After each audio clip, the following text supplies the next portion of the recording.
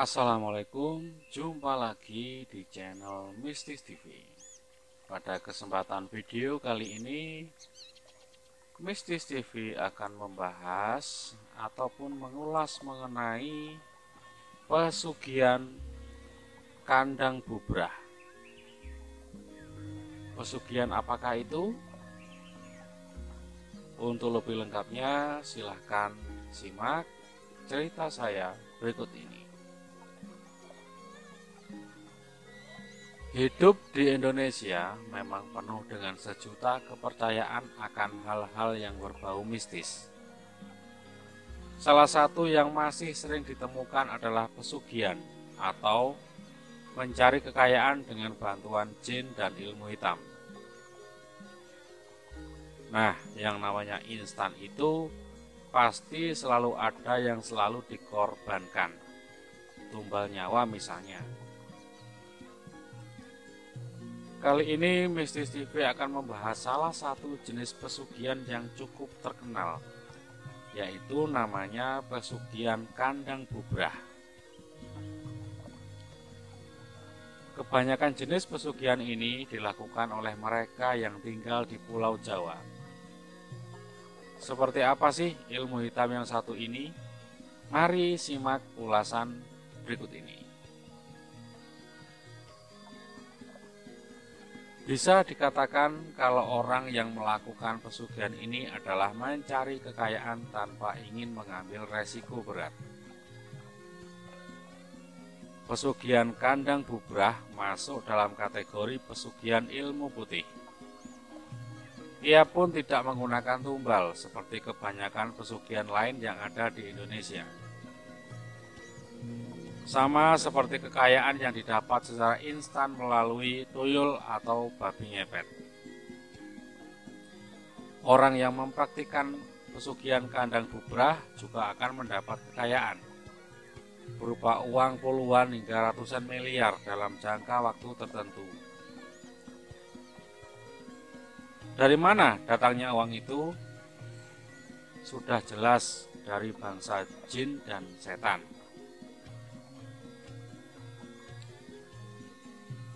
Syarat wajib pesugihan kandang bubrah. Bantuan yang diberikan oleh para jin dan setan ini sudah pasti tak gratis begitu saja. Ada hal wajib yang harus dilakukan.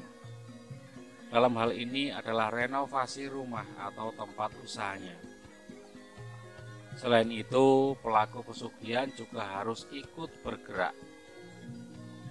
Maka setiap kali ada pekerjaan membongkar bangunan atau rumahnya, sang pemilik akan ikut turun tangan dan membantu. Jadi bisa disebut orang yang melakukan pesugihan ini mudah sekali ditebak.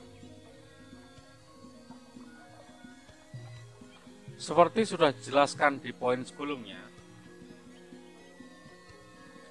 setiap pelaku pesugihan wajib untuk selalu merenovasi rumahnya, sekalipun bangunan itu masih bagus. Melakukan renovasi pada rumah diyakini sebagai syarat agar permintaan kepada makhluk gaib terpenuhi.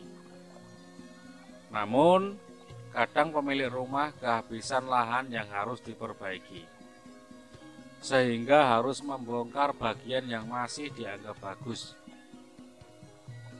Satu lagi, merenovasi rumah bagian samping adalah pantangan.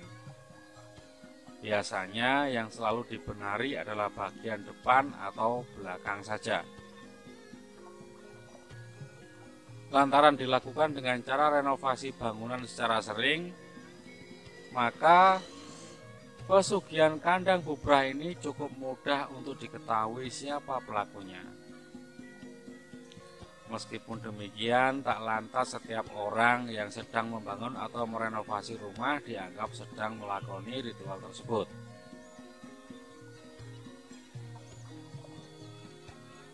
Ternyata pesugihan ini tak hanya semata-mata untuk mendapatkan harta saja, melainkan lambang dari pengembangan diri si pelaku. Dengan melakukan renovasi rutin setiap tahunnya, maka mengajarkan spirit membangun. Dalam arti siapa saja yang mempunyai semangat dan tujuan, dipastikan kehidupannya semakin lama semakin pasti, semakin sejahtera dan kaya. Selanjutnya, pesugihan ini diharuskan mengubah bentuk rumah jadi berbeda secara rutin. Maka bisa dikategorikan sang pemilik harus kreatif dan inovatif. Akan tetapi, meski masuk dalam kategori ilmu putih dan tak menggunakan tumbal, yang namanya meminta bantuan kepada jin dan makhluk gaib tetaplah salah. Selama kita masih punya Tuhan yang bisa kita percayai, mengapa kita tak meminta saja kepadanya? Toh kalau mau berusaha keras dan bertahap, setiap mimpi pasti akan kita capai.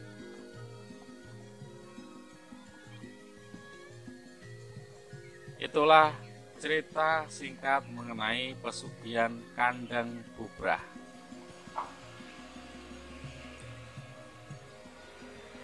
Memang bisa dikatakan ini merupakan ilmu pesugihan putih. Namun kita sebagai umat yang beragama, kita tidak boleh melakukan hal seperti itu.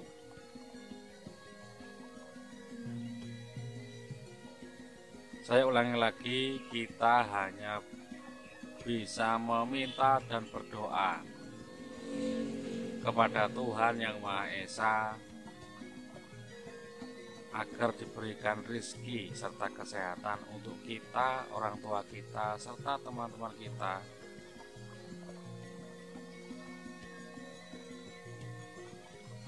Dan semoga kita semua diberikan kesehatan oleh Tuhan Yang Maha Esa. Ya, cukup itulah video kali ini. Semoga video kali ini bisa menghibur kita semua. Terima kasih dan wassalamualaikum. Jumpa lagi di video berikutnya.